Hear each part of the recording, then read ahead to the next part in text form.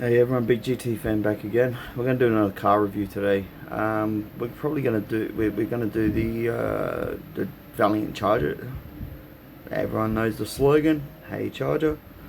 Um, that was a big slogan in '71 when they changed over from the Pacer, the VG and VF Pacers. But in 1967, they had the VC Valiant. They came out with that with the I think it was the 273 V8, and that was in '66 before the XR GT race. So really Valiant beat Ford to produce the V8 for 1966 before the GT model came out in '67. So I'm going to show you the Charger I've got here. It's the VJ, oh sorry, yeah, the VJ Charger or VH Charger from 1972. This is after the supercar scare. Rumored to be released, the E58 Charger was supposed to come out, or E55, and that was for Bathurst, which had the 360 V8. That car went down to the supercar scare rules with the Phase 4 and the Tirana XU1. But this car, when it was released, I'll show you it now.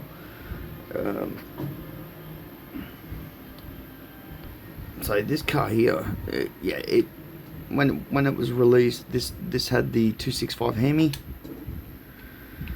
with the Webers, where the other this one had the, see, in '72 they upgraded it from the first model in '71, because '71 they had the 3-speed. They had the 3-speed manual. They had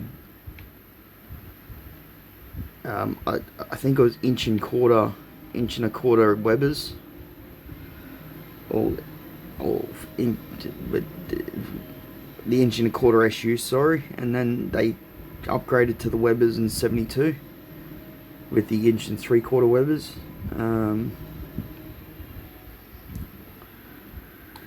They had so more or less it was a shorter wheelbase in '71 to take over from the Pacer, but the Pacers were pacey in practice. This one here had the big tank, so it had the 2 fuel caps to fill from each side, so it had the big tank. These cars too, for a 6-cylinder, they were lighter than the Falcon, a shorter wheelbase, and they had, what they did have too was they did have a Dana 60 diff, so more torque coming off the line from a Dodge truck. So more torque coming off the line, and it actually, that's a 4 there. The 4 stood for 4-speed, where the E38 Charger had the 3-speed. So that's what the 4 stands for, where RT, road and track. So in 1971, this car here would have upset they upset the Falcons and the Tiranas in '71. Well, the Tiranas weren't really a threat in '71, but this car was. It was actually a threat to Moffat. So had have been for the wheel studs, because the wheel studs were breaking. They were breaking wheel studs because the wheel studs were a big problem. They were breaking wheel studs and stub axles on this car, because in 1972 they revised that issue. Found out that the wheel studs were, and the wheel studs and the stud pattern of the wheels were a bit offset, because they were actually using Falcon wheel. They were actually using Ford wheels, Chrysler were, and that was the whole reason why the in 1971 the wheel studs were breaking. So they developed their own wheel in 72.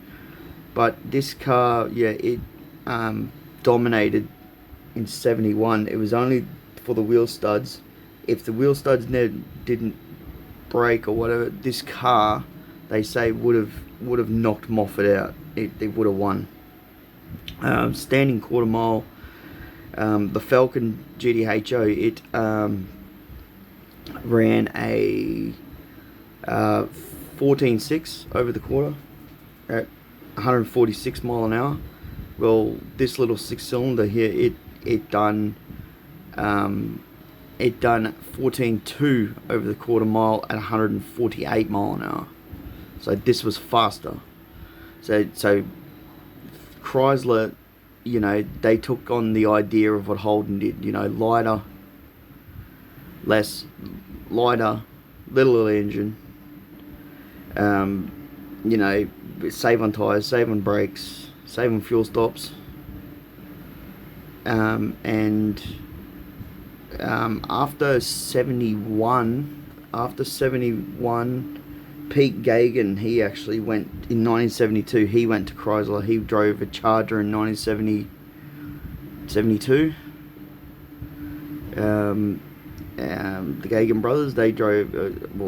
Leo Gagan, I think. I'm not sure about Pete. I'm not sure about Pete. Pete was Leo Gagan, but the other Gagan brother, I'm pretty sure he didn't. He went somewhere else.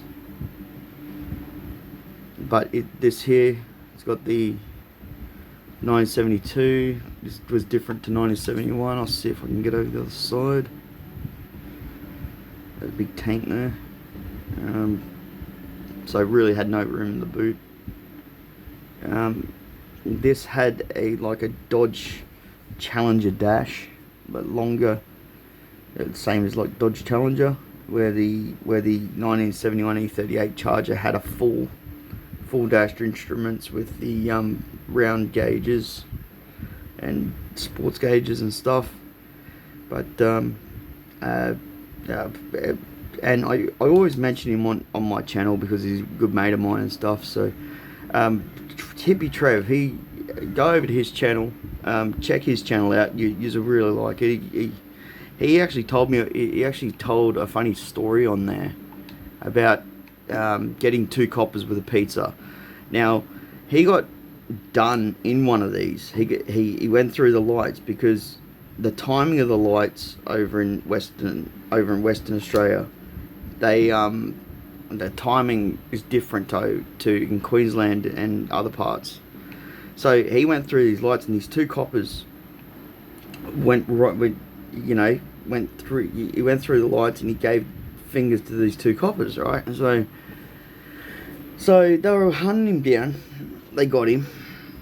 Well, they pulled him up, got him because he had a pizza, he chili pizza, and he had to go and he went to the cop shop and whatever, done all the business, and told him he had to go to court, lost his license, and he said he had one of these, and yeah, he went to court, and then he can't, and then again he, you know, went to court, lost his license, sold it, and then what he did is is a few months later or something, he got pulled over on a bike with his dog Omar on the tank, and yeah, I won't ruin the story, but yeah, you go and watch that, and he got these 2 coppers with a pizza, but he's talking about that he had one of these cars. Now back then, these cars were worth nothing. Like my Uncle Robert had one. He had one with it, but he painted a massive eagle on the bonnet. Painted a massive eagle on a bonnet and stuff. But yeah, other than that, yeah. But these cars, yeah, they were pacey in practice. They would have knocked off the Falcons at Bathurst had they didn't have any issues with the tires. So anyway, I'm going to do something new today. I'm going to take it. We're going to go around Bathurst with it. So let me get into this quickly. And I'll come back and I'll set it. So guys, we're going to try something new today. We're going to take, I'm going to try and do laps. We're going to do a lap of each car just to show you guys what they can do and what they're capable of. Sort of like a test. So we'll go second gear, third gear, up mountain straight, and this is where you can really get the potential. This is where they've used to really get the potential out of these cars. And they were a high revving engine, the 265 Hemi.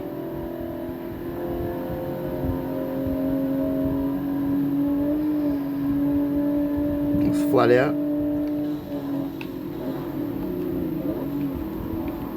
Back to second. So they were hard to handle because of the Dana diff, but on different tracks they would have had different ratios. Back to second. Whoop. I'm not very good at driving on this. It's a bit rusty at the moment.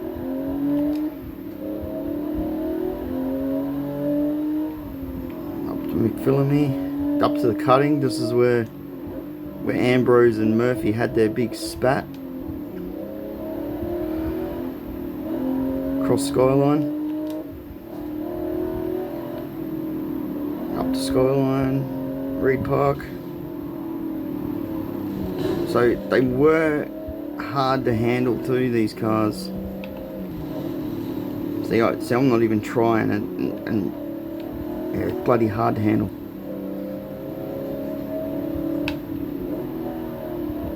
But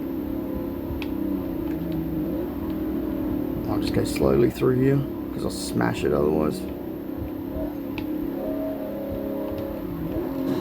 Oh shit, there we go. But we'll get it down Conrod and see what it does.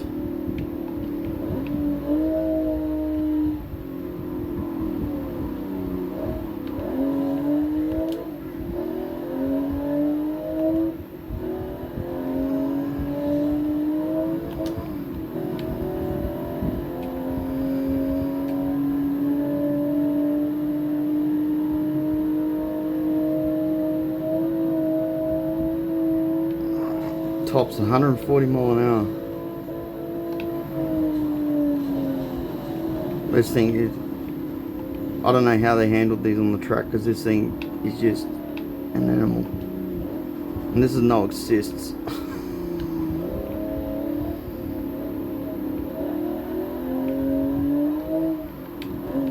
See, one thing on the throttle, she's taily. In the Murrays.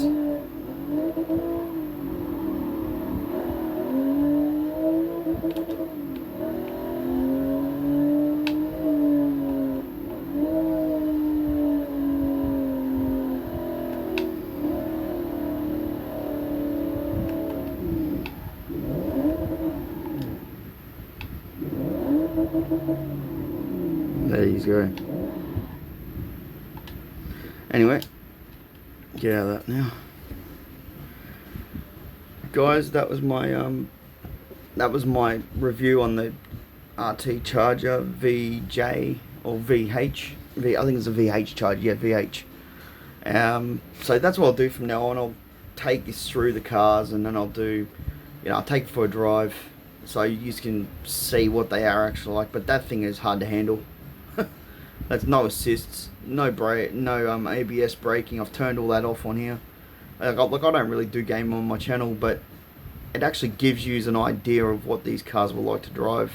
And just with a control pad, it's hard as anything with no assists. So, and it simulates what these cars were like back in the day. But anyway, I hope you like this review, and yeah, I'll catch you at the next one. Big GT fan out.